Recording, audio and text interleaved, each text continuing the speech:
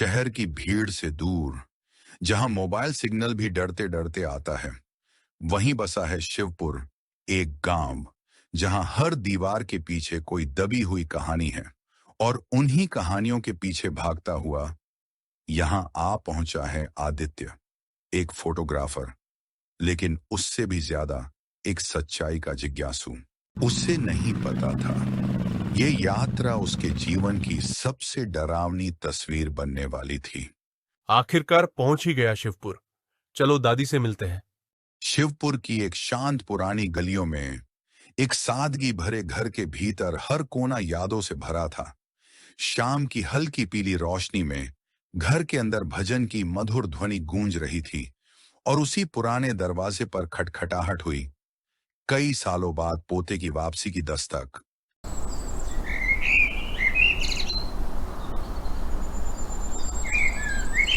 अरे, आ गया मेरा बच्चा। इतने साल बाद तुझे देख के जान में जान आई। लगता है मेरा पोता अब और भी स्मार्ट हो गया है। आपकी याद आ रही थी दादी, और थोड़ा ब्रेक भी चाहिए था। सोचा शिवपुर आ जाऊं और आपके हाथ की खिचड़ी भी खा लूं। तो फिर रुक जा कुछ दिन। यहाँ की मिट्टी तुझे चैन देगी। शहर की दौड़ में तेरा असली रंग छुप गया है। दोनों अंदर आते हैं। दादी चाय बनाती हैं। आदित्य कमरे में पुरानी तस्वीरें देखता है। तभी वह एक खिड़की से बाहर की ओर देखता है। दूर हवेली का धुंधला दृश्य। दादी, एक बात पूछनी थी। यहां पास में एक पुरानी हवेली है ना?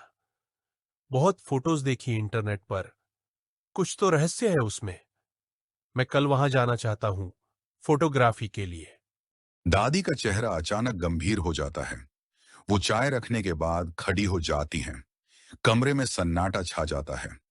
दादी धीमे लेकिन तीखे स्वर में, उस हवेली का नाम मत ले आदित्य। गांव में सब उसे शापित हवेली कहते हैं। वहां जाने वाले कभी लौटे नहीं। रमेश का नाम सुना है? 2 साल पहले गया था, आज तक नहीं मिला। पर दादी, क्या ऐसा ही डरते रहेंगे?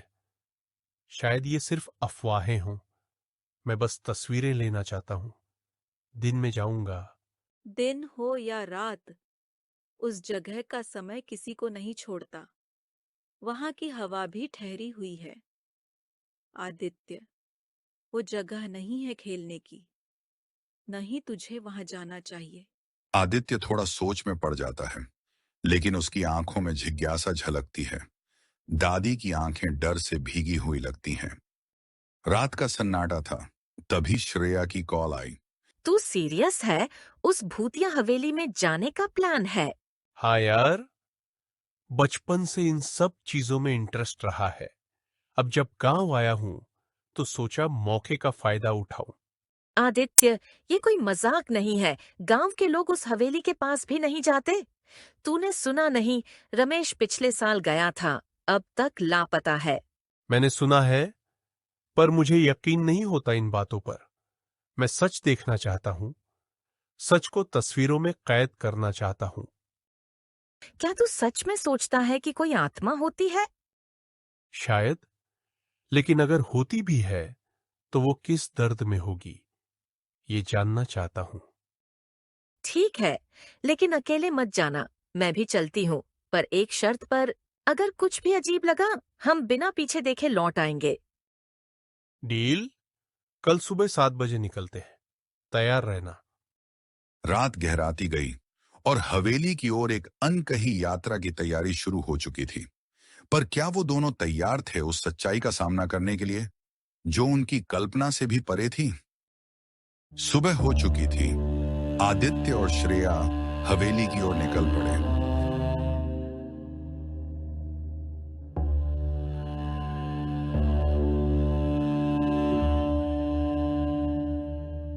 मत जाना, वो जाग गई है। हर बार कोई जाता है फिर लौट कर नहीं आता। रमेश भी नहीं लौटा।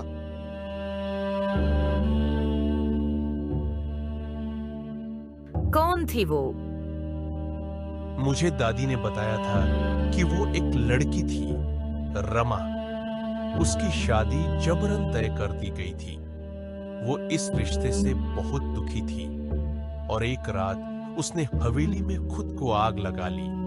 तब से उसकी आत्मा वही कैद है।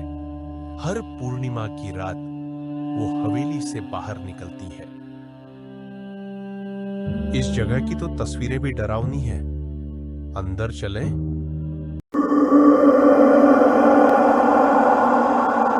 कुछ तो गड़बड़ है। ठंड बढ़ गई है। आवाजें आ रही हैं। अंदर चलें?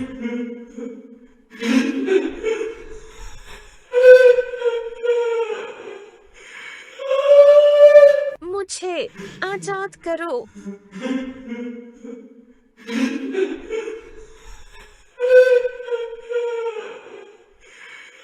आदित्य, पीछे देख। रूह सामने आती है, सफेद साड़ी, लाल आंखें। तुम मेरे पति बनोगे हमेशा के लिए। कौन हो तुम? तुम्हें क्या चाहिए? कमरा हिलता है, चीजें उड़ने लगती हैं। रूह आदित्य को छूती है और फ्लैशबैक शुरू होता है। वो कहानी आज से कई साल पुरानी है, जब शिवपुर की गलियों में रमा नाम की एक भोली भाली लड़की रहती थी। उसकी मुस्कान में सादगी थी और आंखों में भरोसा। रमा एक मासूम हंसमुख लड़की, जिसकी जिंदगी उसकी मर्जी के बिना लिख दी गई थी।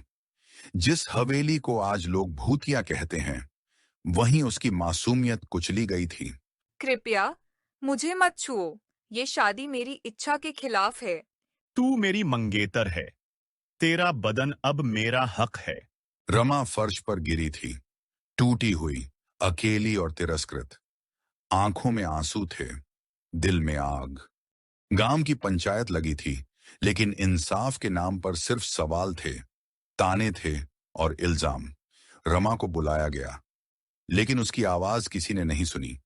पंचायत के बीच बैठी बुजुर्ग आंखें भी न्याय नहीं चाहती थीं, सिर्फ बदनामी से बचना चाहती थीं। रमा अकेली थी और समाज ने उसे गुनहगार बना दिया, बिना उसकी सच्चाई जाने।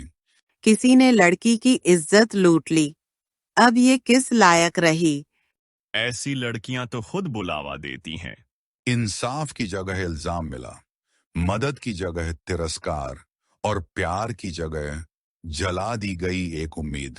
और अंत में, जब कोई सुनने वाला नहीं रहा, जब हर दरवाजा बंद हो गया, रमा ने अपने लिए एक रास्ता चुना। हवेली की सीलन भरी दीवारों के बीच वो खुद पर तेल छिड़कती है, कांपते हाथों से। लेकिन उसकी आंखों में अब डर नहीं, बस एक गहरी शांति थी, जैसे वो खुद को दुनिया से आजाद कर रही हो। जैसे ही माचिस की तीलियां जलती हैं, हवेली की हवाओं में एक चीख घुल जाती है, जो सालों तक कैद रहती है, एक आत्मा बनकर। मैं मरना नहीं चाहती थी, पर अब जीने की कोई वजह नहीं बची। उस रात हवेली की दीवारें जलती नहीं थीं, वो रमा के दर्द को पी रही थी, और उसी के साथ उसकी आत्मा भी उस हवेली में कैद हो गई, न्याय की आस लिए। मुझे इंसाफ दो, उसे ढूंढ कर लाओ। मैं सिर्फ सजा नहीं चाहती, मैं सच्चाई का उजाला चाहती हूँ। रमा अब कोई भटकती रूह नहीं थी, वो इंसाफ की गूंज बन चुकी थी, और उसका जवाब अब आदित्य के हाथों में था। आदित्य को आत्मा की कहानी जाननी थी। अब वो सीधे गांव के बुजुर्गों के पास पहुंचा, पंचायत में। दादाजी, आप में से किसी को रमा की कहानी याद है? वो कौन थी? उसके साथ क्या हुआ था? बेटा, वो किस्सा अब कोई नहीं छेड़ता।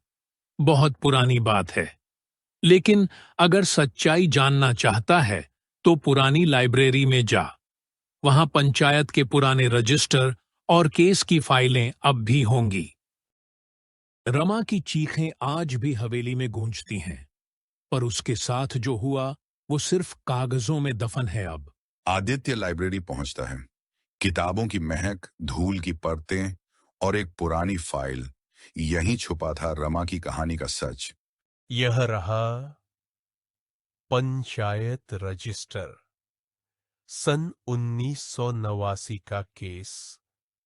रमा नाम की लड़की, और ये नाम अर्जुन। अब सच्चाई सामने थी, वही अर्जुन, रमा का मंगेतर, जिसने हवेली को उसकी कब्र बना दिया। अब रमा की आत्मा को मुक्ति देने के लिए आदित्य को अर्जुन का सामना करना ही होगा। पुराने दस्तावेजों में छुपा सच सामने आ गया था। अर्जुन ही रमा का गुनहगार था। अब वो साधु बन चुका था, लेकिन पाप से मोक्ष नहीं मिलता। आदित्य जवाब लेने पहाड़ी आश्रम की ओर निकल पड़ा। रमा की आत्मा अब और इंतजार नहीं कर सकती थी। तुम्हें एक पुराना नाम याद है? रमा? रमा? नहीं, मत कहो उसका नाम। मैं उस गुनाह से भाग रहा था। भाग तो तुम गए, लेकिन वो आत्मा आज भी कैद है।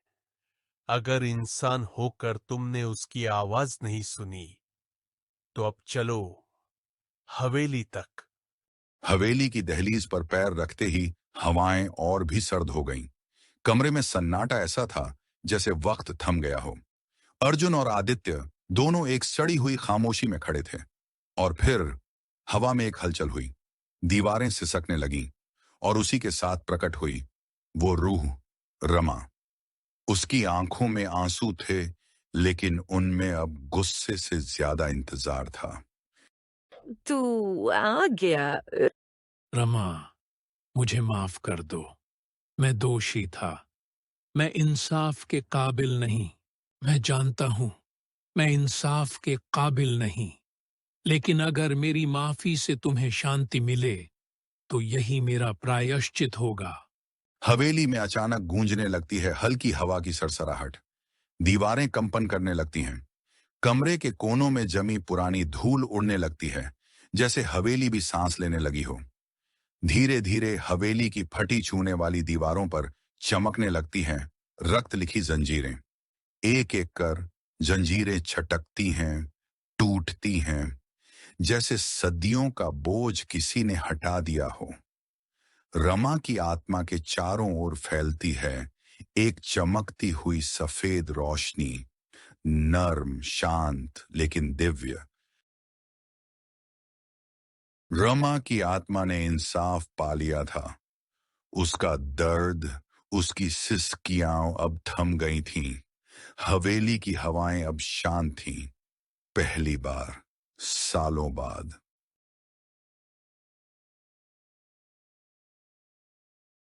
अब मैं जा रही हूँ। धन्यवाद। रमा को आखिरकार मुक्ति मिल गई। हवेली की हवाएं अब शांत थीं, लेकिन शिवपुर के लोग आज भी कहते हैं, अगर इंसाफ अधूरा रह जाए तो रमा फिर लौट आएगी।